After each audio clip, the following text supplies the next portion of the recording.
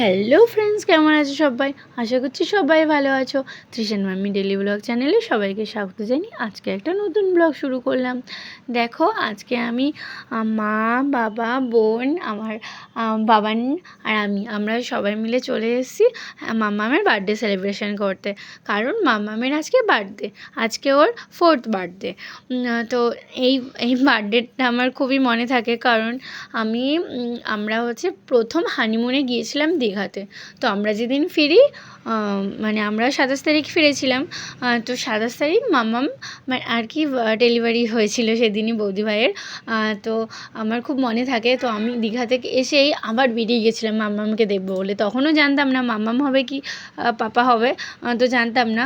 তো হঠাৎ করে চলে যাই। তো তখনই দেখি মাম্মাম হয়েছে আমাদের। তারপর আমি দেখে আবার বাড়ি ব্যাক করি। মানে আমার এত কষ্ট হচ্ছিল, কিন্তু তার মধ্যেও আনন্দ ছিল, কারণ মাম্মাম এসেছে তার জন্য। মাম্মাম যাও,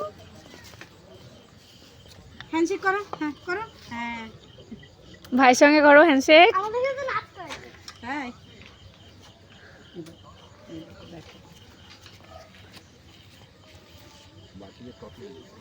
মামা কই? মামা মামারা আসছে।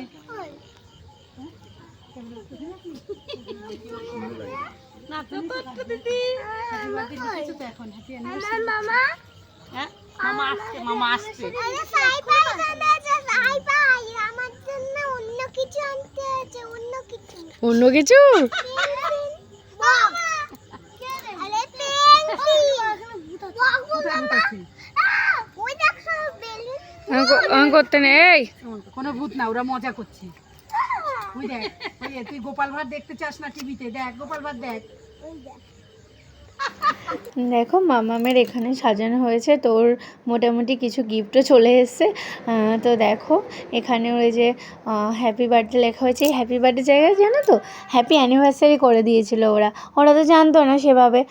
তো তারপর আমি এসে বলছি কি যে এখানে কেন হ্যাপি অ্যানিভার্সারি লেখা, এটা তো বার্থডে হবে। তারপর বার্থডে করে দিয়েছে। তো তারপর দেখো এই রুমটা দাদা নিয়েছিল, কারণ সবাই একটুখানি রেস্ট করবে, কেউ টয়লেট গেলে যাবে। তো এই যে হচ্ছে রুম, দেখো পুরো এসি আছে, আর বিছানাটা কি সুন্দর, একদম ঝা চকচকে। তো এখানকার সব রুমগুলো একই। এই রুমটার নাম ছিল স্রোতস্বিনী। মানে এই নামগুলো এরকম না, উচ্চারণ করতে একটু মুখে বেঁধে যায়।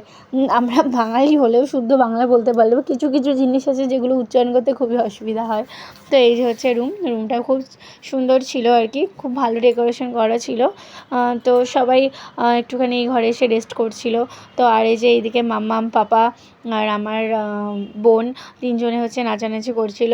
ওই যে ওখানে বক্স রয়েছে, তো বক্স দিয়ে বাবানও খুব নাচানাচি করছিল। কিন্তু আমার ছেলে নাচতে কম চায়, কিন্তু ও চায় বেশি ঘাটাঘাটি করতে। যেমন ওর ইলেকট্রিক জিনিসের খুব ঘাটাঘাটির ইচ্ছা, যেমন এসি হোক, তারপর হচ্ছে ল্যাপটপ হোক, তারপর টিভি রিমোট, মানে যা যা আছে, বক্স হোক, ছোটো মিনি বক্সগুলো হোক, ওর এত ভালো লাগে এইগুলো ঘাটাঘাটি করতে, কি বলবো। তারপর এই যে দেখো মাম্মাম একটুখানি নাচ করে নিচ্ছে।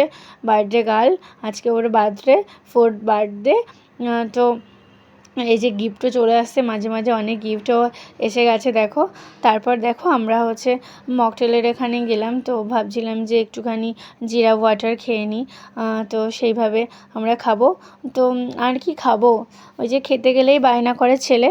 তো ছেলে খায় কিন্তু সহ্য করতে পারে না। তো মকটেলটা নিয়ে নিলাম, নিয়ে খেয়ে পুরো বমি করে দিয়েছে। তারপর দেখো এই যে দাদার মেয়ের বার্থডেতে দাদা বৌদি মিলে দুজনে মিলে ওকে একটা সোনার নেকলেস গিফট করলো, গোল্ড নেকলেস। তো ওই যে ওটাই ওকে এখন পরানো হচ্ছে দেখো।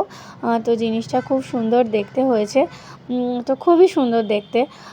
তো জানতাম না এটা হচ্ছে ওর জন্য সারপ্রাইজ গিফট হয়েছে আর কি।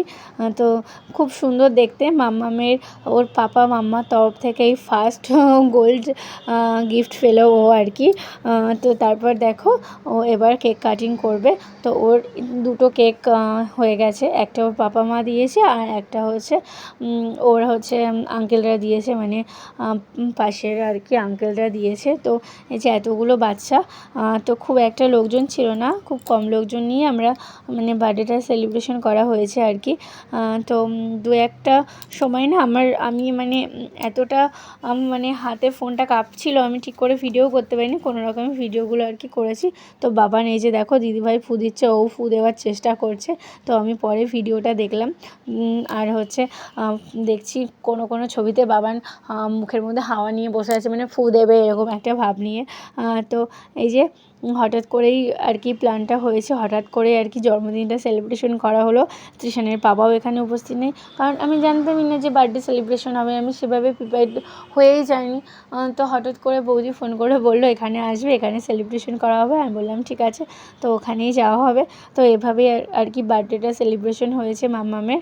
আর হচ্ছে তৃষানের পাপা ছিল না, কারণ ও তো জানতোই না, মানে আমি দুপুরবেলা জেনেছি ও কলকাতা থেকে কীভাবে যাবে দুপুরবেলায়। যাই হোক, আমরা সেলিব্রেশন করে নিয়েছি। তো আশা করছি ভিডিওটা সবার খুব ভালো লাগবে।